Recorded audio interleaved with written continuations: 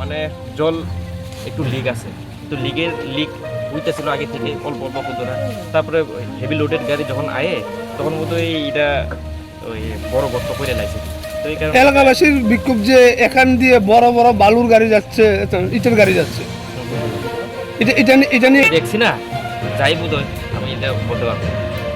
তো আগামী দিনে কি আশ্বাস দিয়েছেন তাদেরকে? আশ্বাস বলতে জলের ওই পাইপলাইনটা কালকে ঠিক করে দিয়ে দিব, লিকেজ ঠিক করে দিয়ে দিব। তারপর আমরা ব্যাচ দিয়েছি, এটা আপাতত একটা রাস্তা চলার মতো অবস্থা করে দিয়ে দিব। তারপর ডিডাব্লিউএস কইছে যে তারা রাস্তা শিফট করে দিয়ে ওই পাইপলাইনটা শিফট করে দিয়ে দিব। শিফট করে দিয়ে দিলে আমরা রাস্তাটা নতুন করে দিয়ে দিব। স্যার আপনার নেমার হ্যাঁ, রাস্তা প্রচণ্ড খারাপ। আজকে 6 মাস ধরে স্কুলের গাড়িও তো কোনো গাড়িই যাইতে পারে না।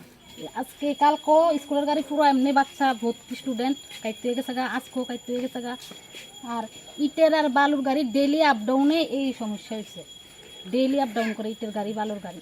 এই পাইপ লাইনও লিক আছে, এর থেকে জল যায় যায় পুরো রাস্তা এই মানে বড় বড় বড় বড় একদম পুকুরের মতো হয়ে গেছে। আপনারা কি কোনো সময় কি আপনারা কোনো নেতা বা বিজেপির কোনো রাস্তা সংস্কারের দাবি করেছিলেন?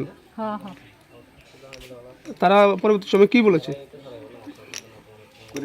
করবো কিন্তু ঠিক মতো হয়েছে না, করছে মানে করছে একবার কিন্তু ঠিক মতো হয়েছে না। আরেকবার ওই ওয়াটার সাপ্লাই তারা কিতা করছে আয়া গেছে গা, মানে সেট করে গেছে গা। এখন আপনাদের কি দাবি? এই রাস্তাটা একদম ফুল ফিল একদম সুন্দর মতো ক্লিয়ার হয়। এই রাস্তাটা কতটুকু পর্যন্ত আছে?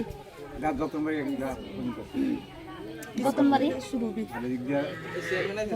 এই জায়গাটার নাম কি?